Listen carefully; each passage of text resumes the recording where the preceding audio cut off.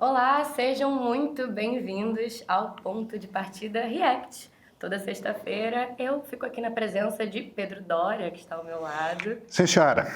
e trago as perguntas da nossa audiência, as perguntas de vocês. Nem sempre fáceis, né, gente? É, Yasmin, você vai pegar leve hoje? nunca, Pedro, nunca, jamais, isso aí não tem a menor possibilidade. Então tá bom. Mas vamos fazer uma retrospectiva um pouco do que a gente conversou ao longo dessa semana. Na verdade, que você trouxe como análise, aí a ver se eu concordo ou não com isso, mas enfim. Fato é que um dos pontos cruciais levantados por você no ponto de partida foi essa delicada situação política de Jair Bolsonaro e a relação com Donald Trump, né? A melhor das hipóteses, a gente pode pensar que se a relação de Trump com Lula ficar assim, meio que do jeito que tá bom, assim, é meio que é o melhor dos cenários para Bolsonaro, porque de fato, quanto mais eles se aproximam, mais força perde o bolsonarismo, se é que alguma força ainda tem, né? Isso. Perfeito. E seguindo também nos assuntos, a gente também vai falar do preço da anistia e essa louvável celebração que a gente teve no último domingo, dia 21, aniversário da minha mãe. Feliz aniversário, mãe Yasmin. Que ela quis, inclusive, celebrar na manifestação. Veja só você. Que momento. Não é? Pois é, lá estava eu fui. Eu estava lá comemorando o aniversário da minha mãe. Claro. A pedido da digníssima, é claro. Tá certo. Mas, bom, a gente teve Caetano, Gil. Sua mãe pode dizer que Caetano, Chico e Gil cantaram na festa de aniversário dela, Cara, incrível. não é? A gente pode fazer esse rebranding do aniversário dela e trazer esse conceito. Eu acho. Posso contar isso pros meus netos, sei lá. Ninguém vai saber, entendeu? E você estará falando rigorosamente a verdade. Perfeito. Tá vendo? Você vê como a gente consegue mentir com... Tá vendo? omitindo alguma coisinha, assim, um detalhezinho só. Perfeito. Exatamente. Mas o nosso interesse aqui não é mentir, né? Não. Nosso interesse é a gente falar a verdade de preferência ou procurar o mais próximo da verdade, de preferência com estatística. Por favor. Vamos lá. Bom, e eu preciso ressaltar aqui que o ponto de partida teve essas perguntas também, só para encerrar essa abertura. Encerrar essa abertura é ótimo. Mas lembrando que o ponto de partida de sexta-feira, o ponto de partida React, é a sua oportunidade de participar aqui com a gente e mandar a sua pergunta, seu questionamento, seu comentário pelas redes sociais do meio. Você pode comentar no ponto de partida de segunda-feira, de quarta-feira, nos vídeos do YouTube ou também nos fragmentos que estiverem disponíveis no Instagram, tá bom? E aí, vai que eu seleciono a sua pergunta para o Pedro ser obrigado a responder, certo? Então, vamos nessa? Ai, ai.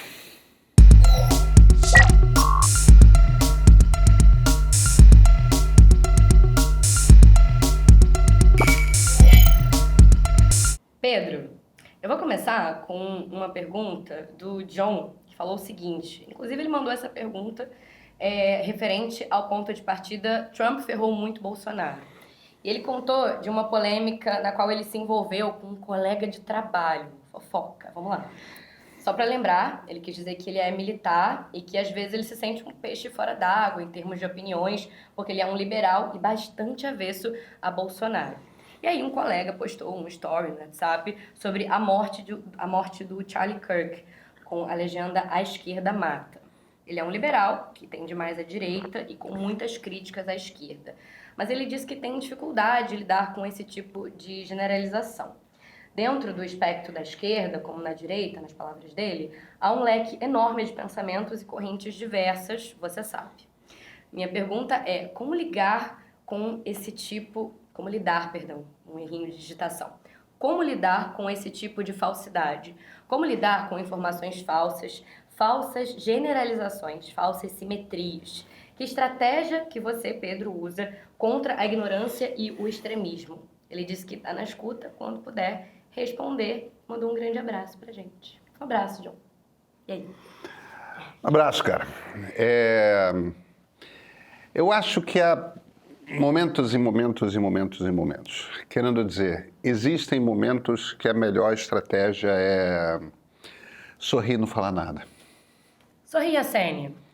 Sorrir a cena. Em certos momentos, você sabe, a pessoa está muito exaltada, ela não vai lidar bem com qualquer resposta que não seja a sua total concordância. E às vezes é uma pessoa com quem você não quer brigar. Sei lá, sogra, sogro, pai, irmão, melhor amigo, colega ali da baia ao lado, se bem que ele sendo militar provavelmente não tem uma baia ao lado, mas enfim, no quartel, na base aérea, na base naval, enfim. Vai se encontrar em algum plantão, digamos assim, digamos. Pois é, às vezes não vale a pena brigar. Agora, quando você quer conversar, a melhor maneira, eu acho, é perguntando para a pessoa o que você quer dizer com isso. Ou qualquer coisa nesse estilo. E a partir do momento, o que você quer... Qual o seu objetivo aqui nessa conversa? Você quer duas coisas. Você quer mostrar para a pessoa que você está ouvindo a pessoa atentamente e que você está interessado na opinião dessa pessoa, mas ao mesmo tempo você está pedindo para ela desenvolver com mais detalhe o raciocínio dela. Sabe por quê? O que essa pessoa, por exemplo, está dizendo? A esquerda mata muito. A direita, somos todos santos, ilibados, etc. Poderia ser o contrário, mas nesse caso é o que tem. É claro que isso é absurdo, porque você tem assassino na esquerda e você tem assassino na direita, e a maior parte das pessoas de direita e de esquerda jamais vai matar ninguém, não vai brigar com ninguém, não vai... Seres humanos não costumam fazer isso. Acontece, mas são as exceções. E radicalismo político, na verdade, o que a gente está vivendo é um momento de radicalismo político. O radicalismo está aí. A gente não sabe se o assassino do Charlie Kirk é de direita ou de esquerda. Essas informações simplesmente não existem. E mesmo que existam, o cara matou por radicalismo, não por ser de esquerda ou de direita. O cara matou porque ele provavelmente tem algum tipo de condição psiquiátrica ou psicanalítica que levou ele a um ato de brutalidade. Ideologia tem muito pouco a ver com crime político em geral, embora as pessoas gostem, a não ser que a gente esteja falando de um terrorista, de um militante assumido, né?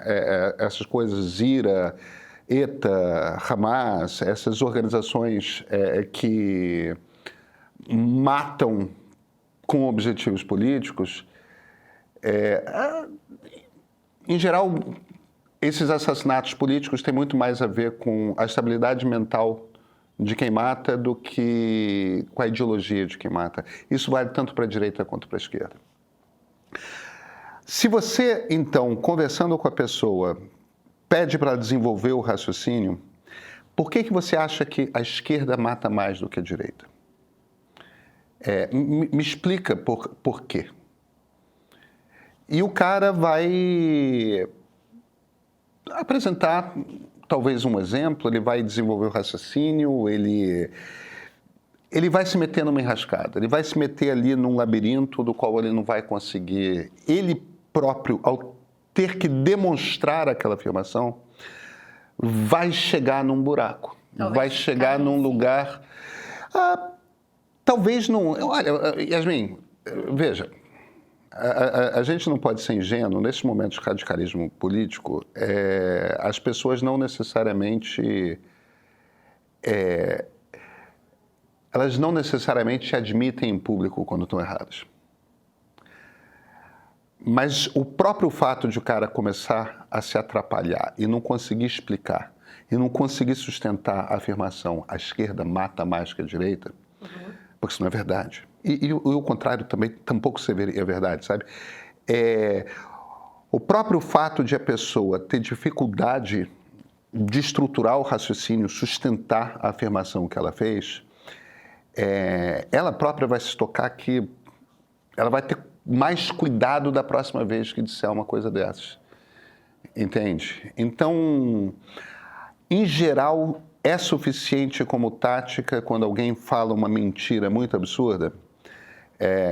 Uma peça de desinformação qualquer dessas que circulam muito na internet, desenvolve esse raciocínio. Por que você acredita nisso? Por que você acredita nisso? Me explica. Eu quero te ouvir, porque isso não faz muito sentido para mim, sabe? Então eu queria te ouvir para entender como que você chegou a essa conclusão. A pessoa vai desenvolver o raciocínio, ela vai se atrapalhar. Em geral você consegue desmontar com facilidade por um... Mas vem cá, o contrário também não é verdade aqui? Mas aquele tal caso, não foi uma pessoa de direita que matou naquela situação? Não estou dizendo que a pessoa de direita mata mais, não, é só... Se você pede para a pessoa se explicar, em geral ela cai na real. Ela se vira e fala, vem cá, esse negócio de madeira de piroca, você tem certeza que estão distribuindo? Você sabe de alguma escola que recebeu isso? Não, que eu queria ver uma. Você tem alguma fotografia? Você tem... ou isso é só uma coisa que você recebeu no Zap? Porque quando chega no ponto que a pessoa tem que admitir que é só uma coisa que ela recebeu no Zap, ela própria fica embaraçada, sabe? Pode ser uma coisa que ela viu numa despedida de solteira, eu já vi. Aí o objetivo acho que é outro, Yasmin. De fato. Bom, então essa seria a estratégia que você poderia aconselhar para quem está tentando ter esse tipo de conversa com alguém que a pessoa acha, acredite que vale a pena. Isso. Certo? Seguindo aqui, Pedro, eu vou com um comentário do Shink. Eu vou acabar misturando um pouco os temas, eles todos têm uma grande correlação, né, esses Claro. temas dessa semana, mas as perguntas estão, os comentários estão bem variados, está interessante de ver. Eu vou acabar misturando, vamos nessa. O Shink falou o seguinte: vamos lá, eu sou alguém que foi criado com valores mais conservadores, portanto, mais à direita. Eu nunca votei no Lula, mas já votei uma vez em Bolsonaro. Sim, admito que devo desculpas a boa parte dos brasileiros. Eu acredito que assumir apenas um lado durante toda a sua vida não é inteligente. Cada momento pede uma dosagem de esquerda ou de direita. Eu acredito na família, porém não faço distinção entre família hétero ou homossexual. Todos somos seres humanos e é o quanto temos de afeto e respeito uns pelos outros que determina o quão boa é a nossa família para nós mesmos. Diga-se de passagem, eu sou hétero, não que isso tenha alguma relevância. Jair Bolsonaro deve pagar por todos os crimes que cometeu, desde a postura irresponsável na pandemia até a tentativa, felizmente, incompetente de golpe de Estado, pois ele é incompetente por natureza. Quanto ao Lula, eu digo, não gosto, é do PT. Ele é um excelente político, talvez o melhor que conhecemos desde a democratização do Brasil.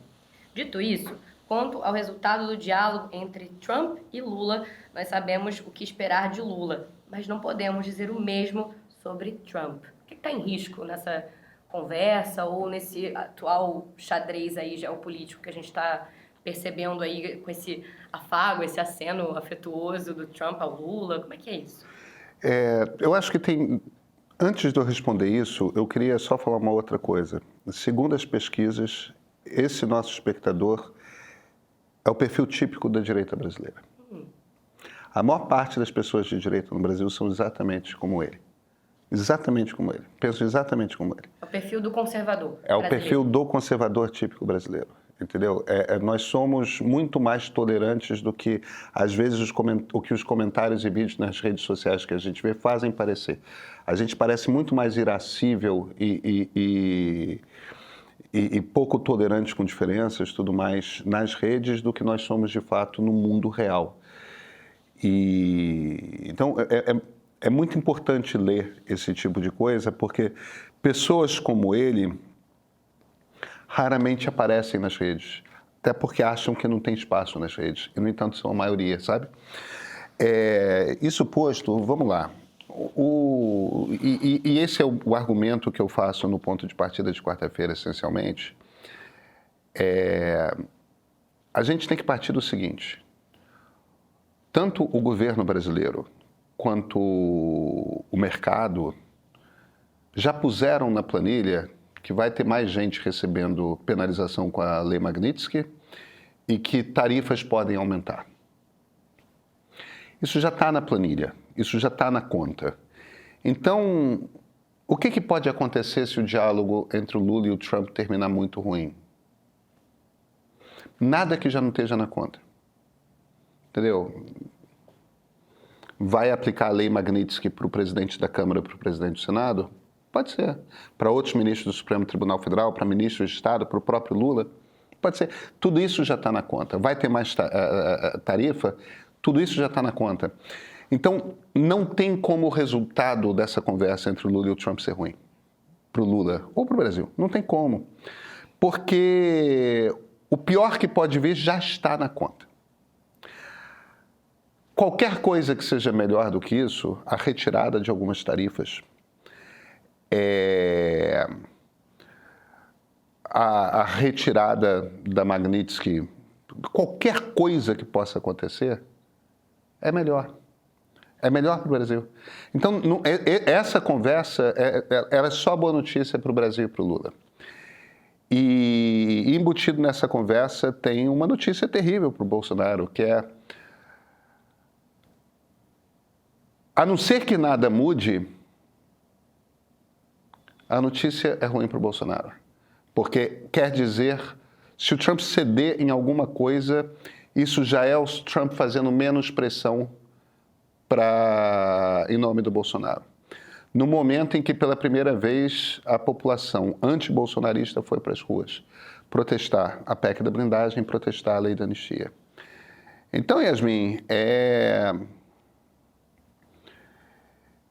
eu evidentemente não arrisco um prognóstico, porque é isso mesmo que ele falou, a gente não sabe o que esperar de Donald Trump, mas o pior já está na conta. E qualquer outra coisa que não pior é muito ruim para o Bolsonaro. Pedro, eu queria seguir aqui com um comentário da Dani da Maria, eu acho que é isso. Ela falou o seguinte: o Temer está sempre com as mãos na lama. Houve uma continuidade tão absurda entre o governo Temer e Bolsonaro que me faz questionar o que liga tão fortemente esses dois.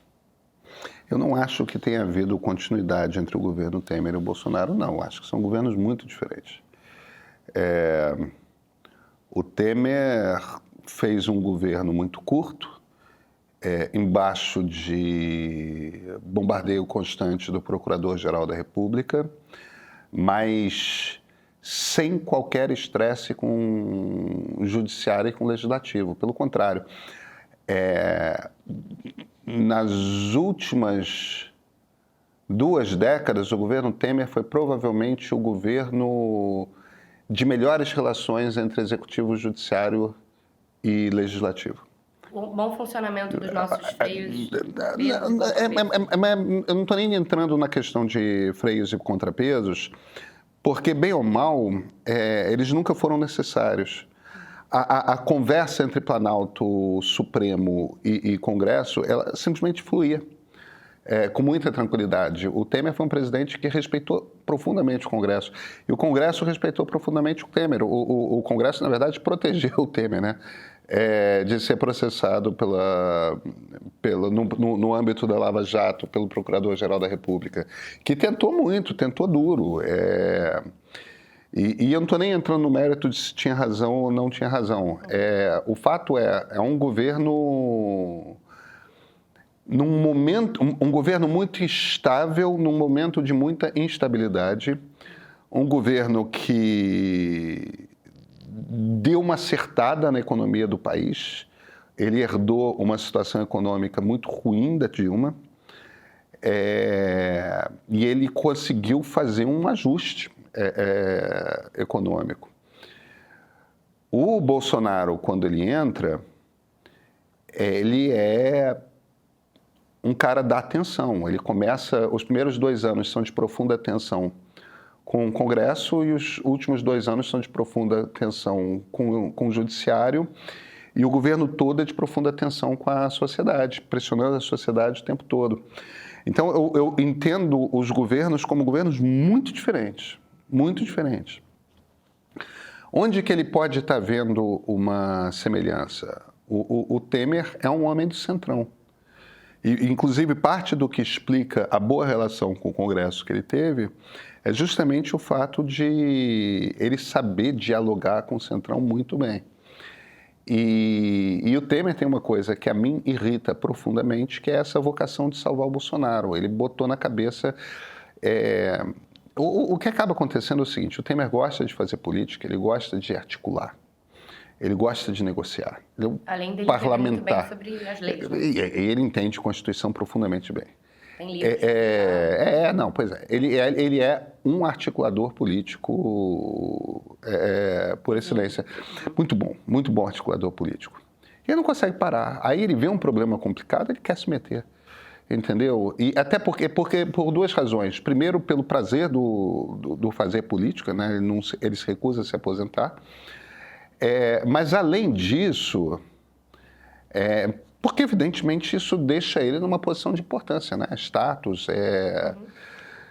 E eu acho que ele se mete para resolver crises que não tinham que você tinha que resolver de outra forma. Ele quer negociar. Tipo, ele salvou o Bolsonaro de um impeachment do qual estava para sair.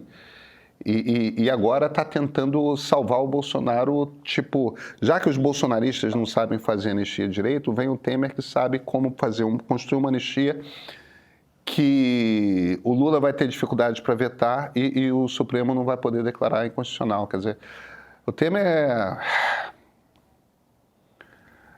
Mas eu não acho que o governo dele e o governo do Bolsonaro sejam parecidos, são governos muito diferentes. Perfeito. Pedro, eu queria seguir aqui com um comentário da Tereza, ainda falando agora sobre essa questão das manifestações de domingo.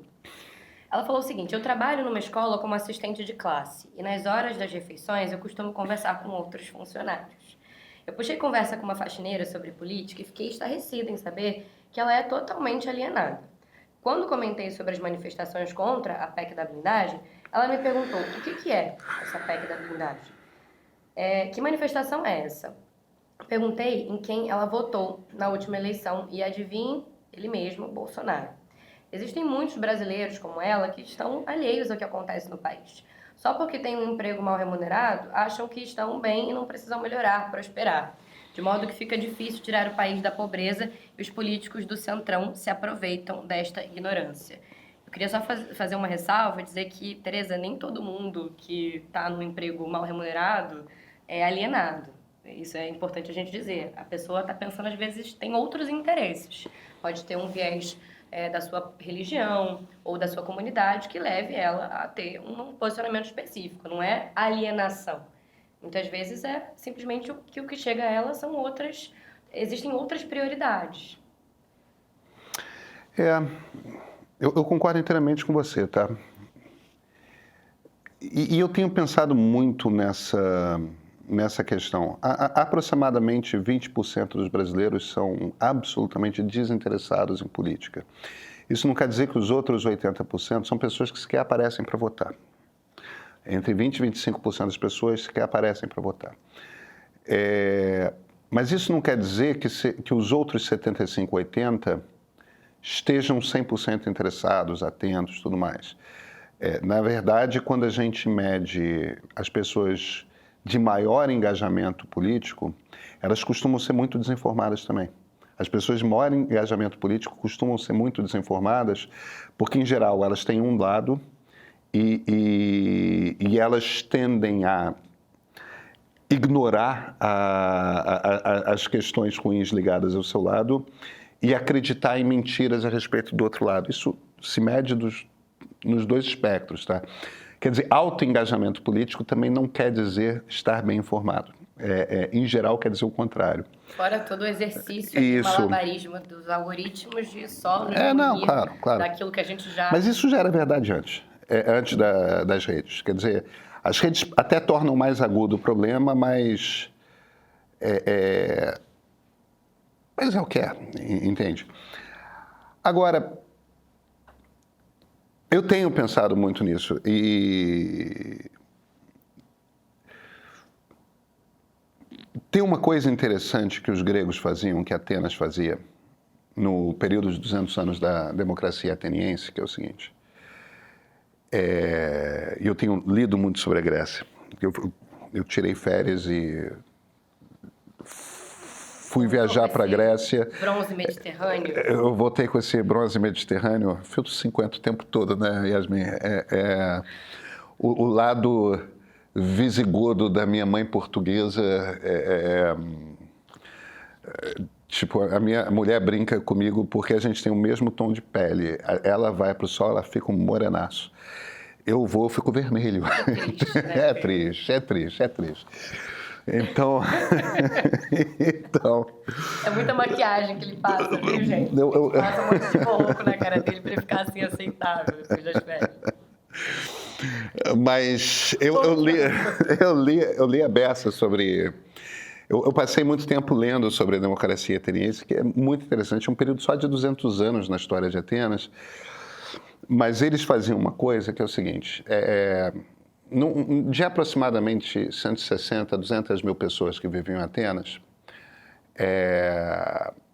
umas 80 mil eram aptas ao voto, né? Homens que fossem filhos de pai e mãe de cidadãos atenienses. Se sua mãe tivesse nascido em Atenas, se seu pai tivesse nascido em Atenas, se você fosse homem, você era apto ao voto. Não importa se fosse rico, se fosse pobre, você tinha direito ao voto. Dessas 80 mil pessoas, todo ano, pelo menos 20 mil estavam trabalhando em algum cargo público. Podia ser jurado nos julgamentos que aconteciam, podia ser trabalhando no teatro, porque o teatro fazia parte da vida pública, podia ser com alguma função militar, e a maior parte dos cargos eram escolhidos por sorteio. Não eram escolhidos por voto, era por sorteio.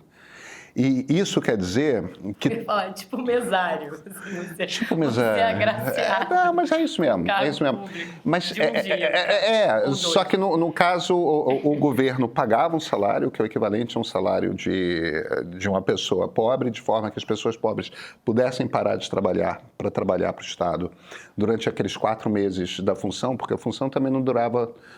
Tipo, não era se vai ficar funcionário público pelo resto da vida, não.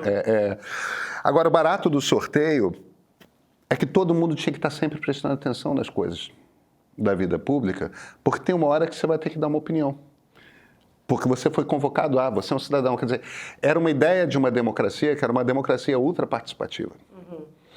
Era uma democracia na qual todo mundo tinha que estar atento. Tinha um índice de alfabetização, de as pessoas saberem ler, altíssimo. Os caras pobres sabiam ler, porque precisavam ler as coisas para estarem informadas, porque todo mundo era estado a dar sua opinião. Sim. É claro que isso é num mundo de 80 mil eleitores, não é num mundo de 170 milhões de eleitores como o Brasil. Mas a gente perdeu uma coisa dos anos 90 para cá. Nos anos 90, quando acabou a ditadura militar, o índice de participação da sociedade nas coisas da sociedade era imenso.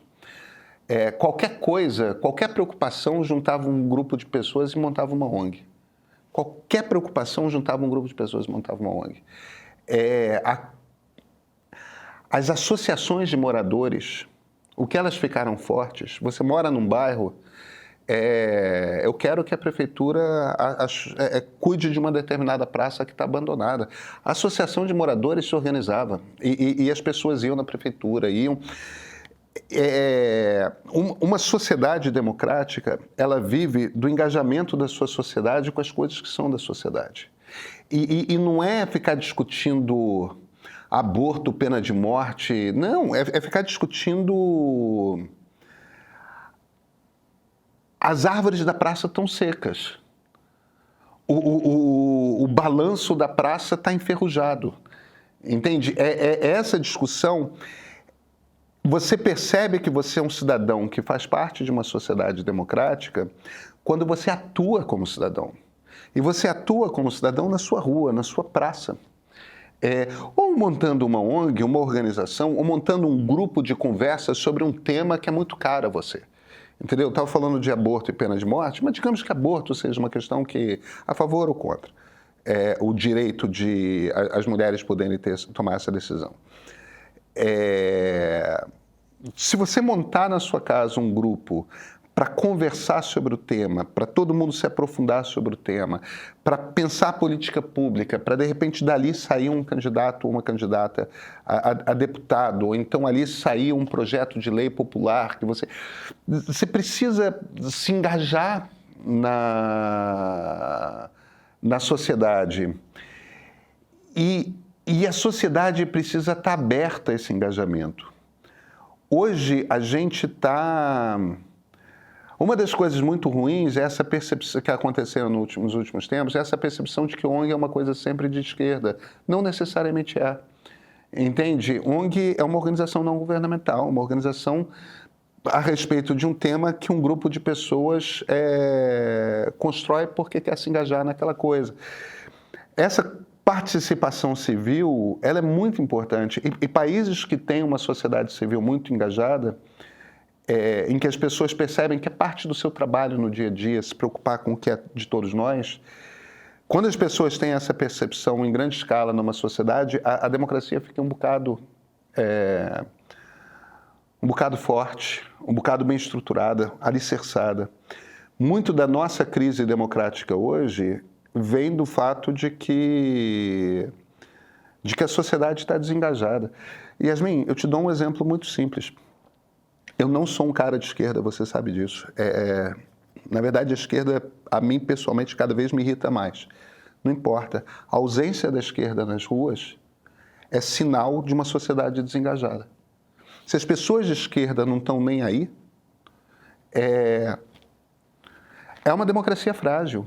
É esse tipo de democracia que sofre uma tentativa de golpe de Estado. Eu acho que tem questões institucionais mesmo, entendeu?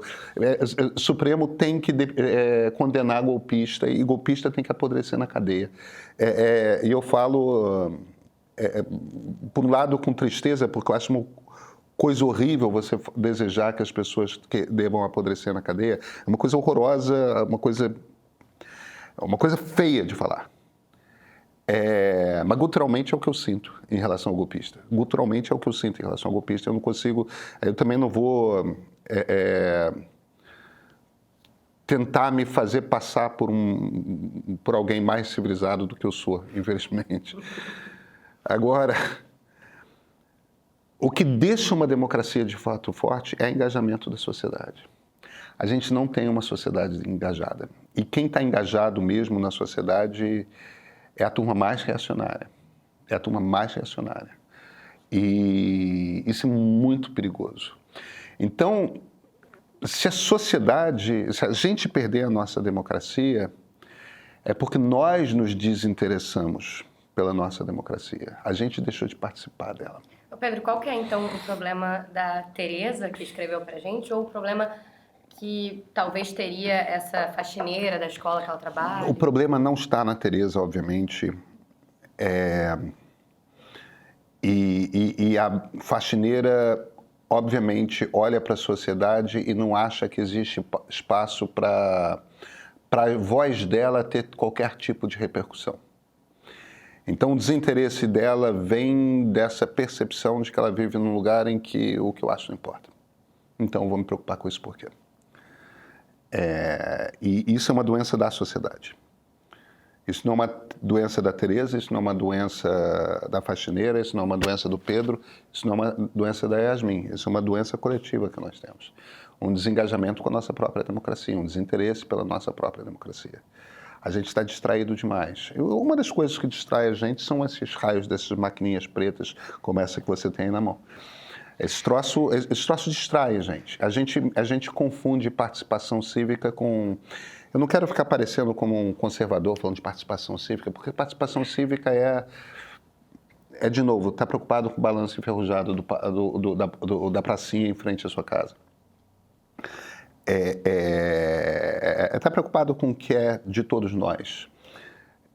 O que é coletivo, o que é comum à sociedade. O liberalismo usa um termo em inglês para isso, que é the commons. The commons, tipo, os comuns. É como se fosse a palavra comum, só que no plural. Os comuns é aquilo que é nosso, aquilo que pertence à sociedade, ou seja, tudo aquilo que está fora dos espaços privados. São todas as ruas, são todas as praças, são todos os prédios públicos, é o mar, é a praia, entende? Estar preocupado com os commons é estar preocupado com lixo na areia. Estar preocupado com... Eu não vou jogar esse copo de mate, eu não vou largar esse copo de mate na praia, porque essa praia não me pertence. Ou seja, ela é de todos nós, ela é coletiva.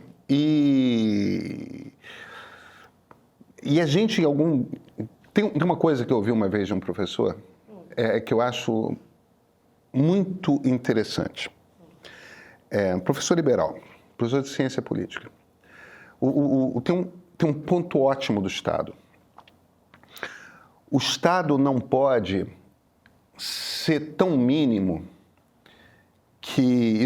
essa coisa tem ecoado muito na minha cabeça. O Estado não pode ser tão mínimo que deixe as pessoas abandonadas à própria sorte. Entendeu? Que crie um ambiente que é selvagem. Em que o forte vai dominar o rico, porque o forte vai dominar o fraco, o rico vai dominar o pobre, porque você não tem lei que garanta a igualdade de direitos para todo mundo. Ou se você tem essa lei, você não tem o que faça com que essa lei valha.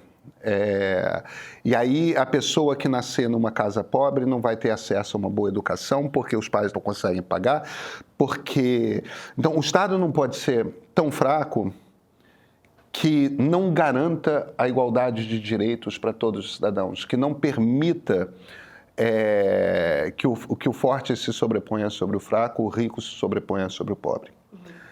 Mas, ao mesmo tempo, o Estado não pode ser tão forte, tão grande, que não desative a sociedade. Se o Estado é forte demais e grande demais e dá tudo, você pode chegar num ponto em que a sociedade fique complacente. E ela acha que ela não tem que trabalhar, o Estado vai dar, o Estado vai prover. Exacerbado, exatamente, exatamente. Então, o Brasil tem um pouco de seus dois. Ele, por um lado, tem um Estado que é tíbio demais onde ele devia ser forte. Então, ele não garante segurança pública, ele não dá educação pública de qualidade, não no ensino fundamental e médio. A saúde pública que ele oferece é razoável, mas se você para perceber, o cidadão se ferra muito no Brasil, porque o Estado não consegue entregar o essencial que o Estado devia entregar.